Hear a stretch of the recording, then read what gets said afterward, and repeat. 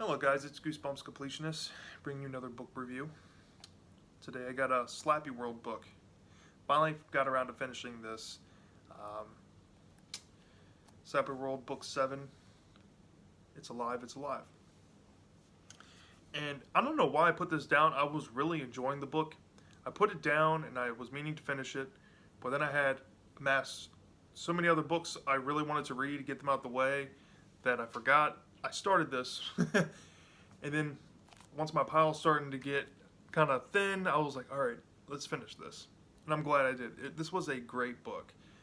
This book is such a tribute to like Mary Shelley and H.G. Wells and 50s sci-fi. Kind of like how the Body Squeezers book I read was kind of, it kind of reminded me of the same time period. Like, I would think that when R.L. Stine wrote this, he probably had just gotten done watching like a marathon of like 50s movies, black and white films, and was like, yeah, I'm gonna write this. And this is definitely a gem. And the two newer series stuff that I read, like from 2008 and newer, I'm surprised. I'm really surprised on how good this book is and how good Zombie Halloween was.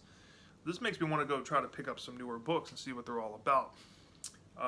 Let's get into what the story's about real quick.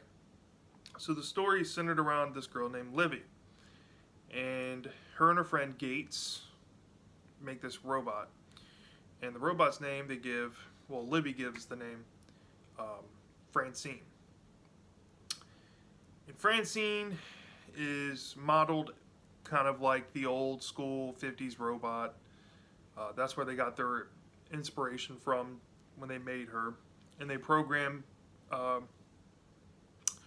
her modules and her mannerisms and her codes themselves. But when they try to test Francine, Francine has seemingly a life of her own. And the whole book's centered around Francine wreaking havoc in not only the real world, but also in the dream world. And there's a pretty frightening imagery in here. Like, there's a basement scene where Francine's involved and muttering some really creepy stuff to Gates and Livy. Kind of makes you, shriek a little. There's a graphic scene early in the book dealing with Francine and another kid. That was pretty graphic. Did not see that one coming. I didn't think they were going to go that direction.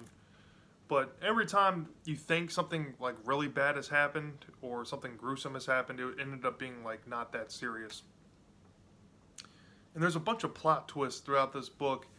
So a good amount of the book you're going to think that oh, Francine is just, she has to be the bad guy. But no. It goes from one person to another person to a third person. And then it twists and twists and twists. And then you finally get it. Because it gets revealed. And you're like, okay, why didn't I see that coming the whole time? And then the very ending leaves on a pretty good cliffhanger. Normally, with a book like this, a cliffhanger, if it didn't have the enriching, good material in the book, I probably would have tanked the rank on this book. But since what happened in the third part of this book, the finale chapters, the cliffhanger fits very well on this book, I have to say. It's a really well written book. I mean, I would put it up there with some of the best classic series. I might put this in my, maybe a top 10. I don't know yet. But I thought this was a fantastic book. The only problem I have with this book was there was some chapters that I kind of felt like they should have done more with the robot instead of doing the the things that she did, it fit in the story. But I would like to have seen more trouble from Francine the robot.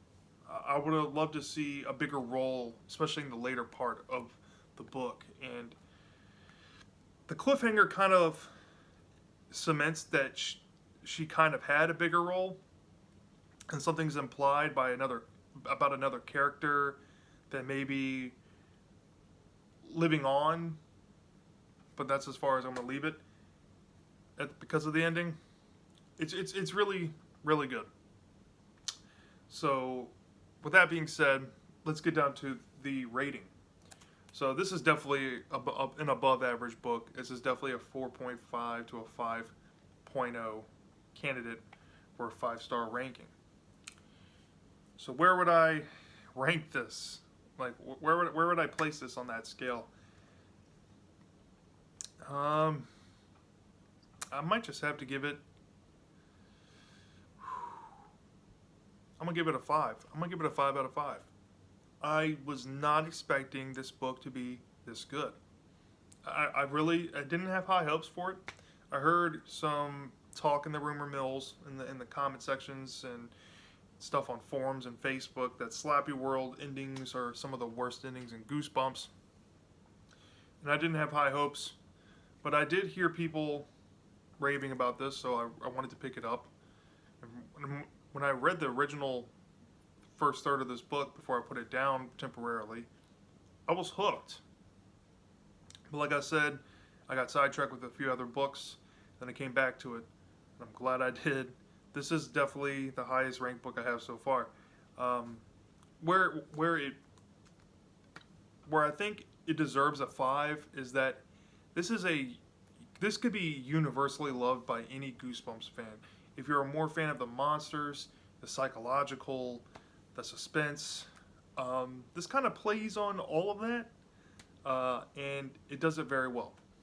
It's a very, very, very well written story. I can't really think of anything negative other than I just wish I saw more Francine doing some more terrible things than we got, but if that's the only complaint I have, I mean, I can't really deduct points for that because what we got in the story was still very, very good. So yeah, this is a definite good book.